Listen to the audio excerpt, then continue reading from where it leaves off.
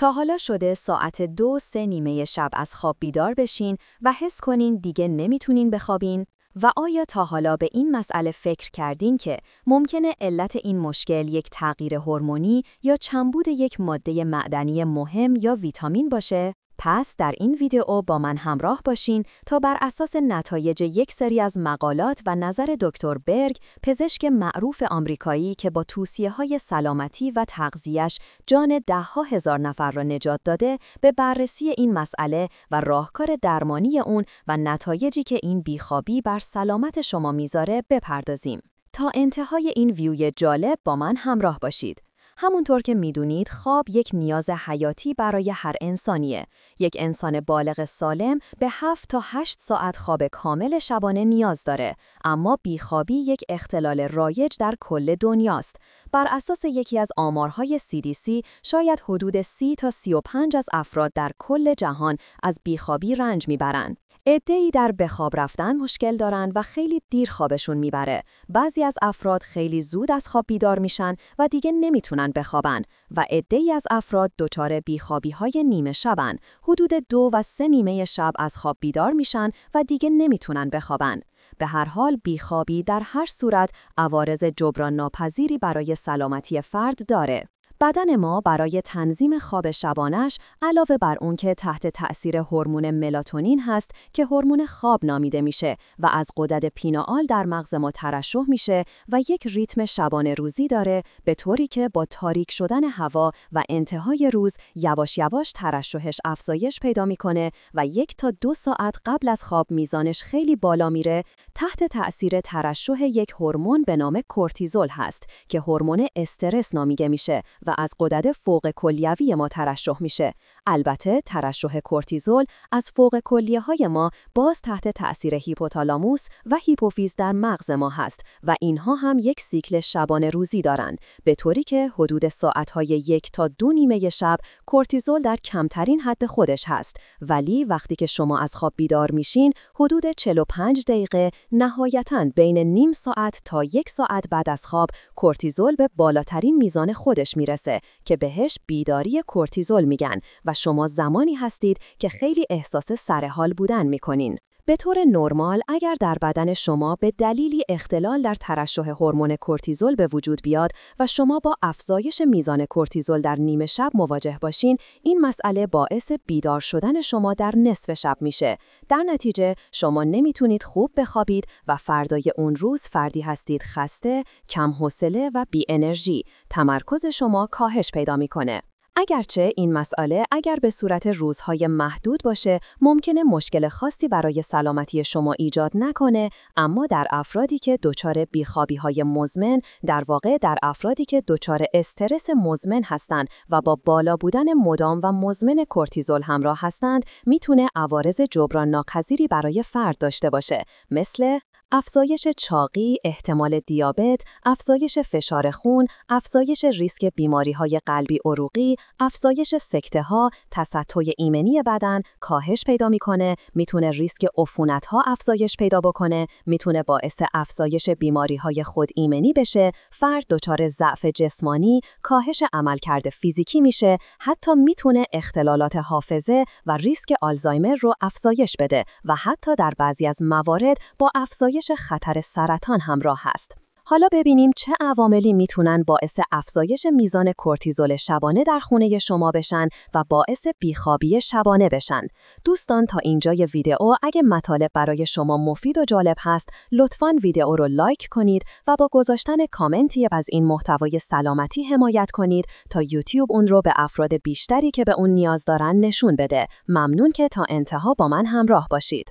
یکی از دلایل افزایش کورتیزول در نیم شب کمبود ملح معدنی منیزیم هست. میدونید منیزیم یک ملح معدنی بسیار مهم و حیاتی برای بدن ماست که در کنار ویتامین دی کافی و ویتامین کا نقش مهمی در متابولیسم کلسیم داره. در کمبود منیزیم بدن به دلیل کاهش کلسیم دچار اسپاسم و گرفتگی‌های عضلانی در دست، پا، کمر و یا حتی عضلات زیر چشم میشه. ممکنه دچار آریتمی قلبی بشه. دکتر برگ توضیح میده به طور نرمال میزان منیزیم خون ما در ساعت‌های اولیه صبح در کمترین میزان خودش هست و حالا فکر کنید اگر فرد دچار کمبود منیزیم باشه. به همین دلیل شاید بیشترین حملات قلبی و سکته‌های قلبی در ساعت‌های اولیه صبح اتفاق میفته.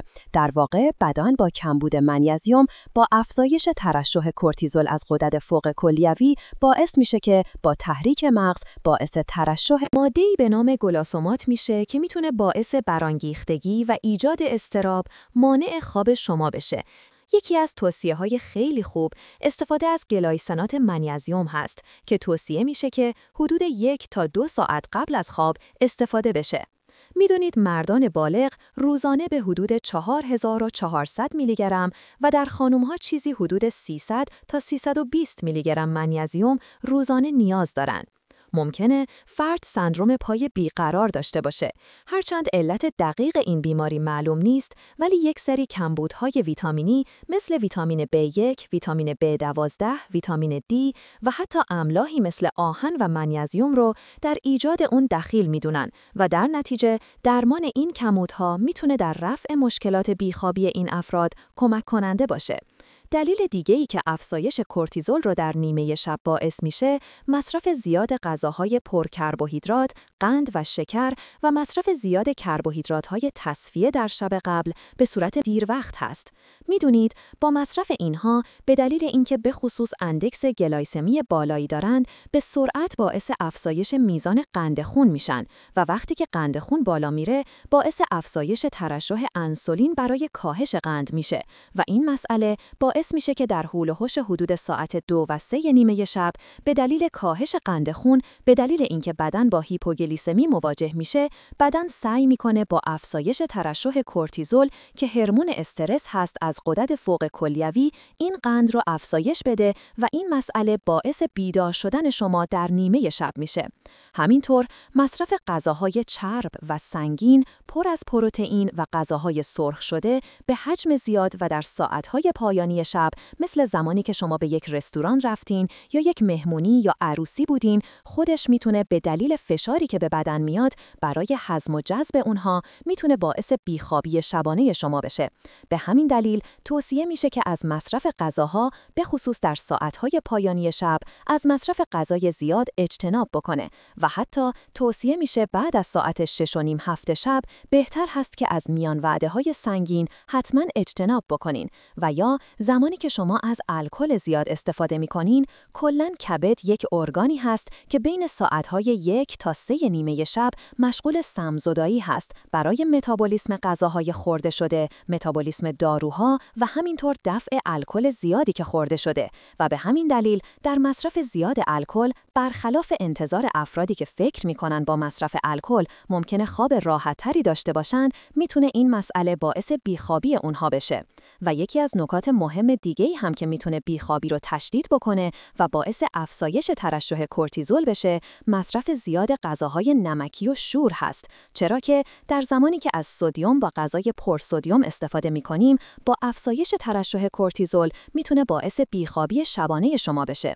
جالبه که دکتر برگ توضیح میده بعضی از افراد هستند در انتهای شب تمایل به خوردن تنقلات نمکی مثل چیپس پیدا میکنن و این به همین دلیلیه که در این افراد سدیم اونها پایین هست و کورتیزول کمتری دارن. به همین دلیل توصیه میشه که در طی روز این افراد از مقداری نمک‌های دریایی برای افزودن به غذاهای خودشون استفاده بکنن، ولی به هر حال باید از مصرف بیش از حد سدیم اجتناب بشه.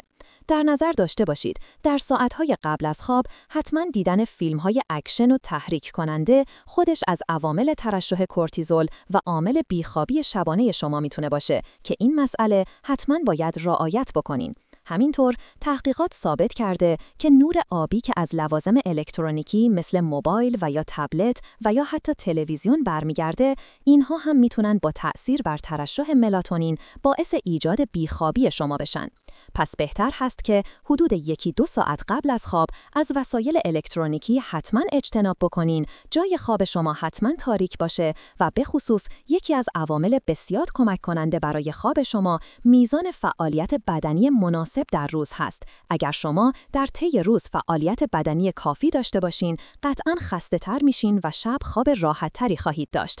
همینطور استفاده کردن از نور آفتاب در طی روز خودش با کمک به ترشح هورمون ملاتونین که هورمون خواب هست، باعث میشه که شما در شب خواب راحت‌تری داشته باشید. طوری که یک تحقیق در سال 2023 انجام شده بود و نشون داد که به ازای هر 1 ساعت که شما در روز بیشتر در معرض تابش نور و خورشید در هوای آزاد باشید، حتی شاید حدود نیم ساعت به خواب رفتن شما راحت‌تر میشه. از سایر مسائلی که میتونه در بهبود خواب شما علاوه بر همه مطالبی که گفته شد کمک کننده باشه. نوشتن چند سطر خاطره در روی کاغذ، خوندن یک کتاب قبل از خواب، گوش دادن به یک موزیک آرام یا ملایم یا انجام مدیتیشن میتونه برای شما کمک کننده باشه. و اینکه سعی بکنید حتما در ساعتهای معینی بخوابید و ساعتهای معینی از خواب بیدار بشین. توصیه میکنم ویدیوهایی که در کانال ما در رابطه با خواب هست و مسئله بیخوابی حتما ببینید. اگر محتوای سلامتی این ویدیو برای شما مفید بوده، در گروه‌های خانوادگی و با دوستانتون شیر کنین. در کامنت ها اگر تجربه یا نظری دارین برای من بنویسین. و همینطور برای حمایت کانال ما رو سابسکرایب کنید و زنگوله کنارش رو هم فشار بدین.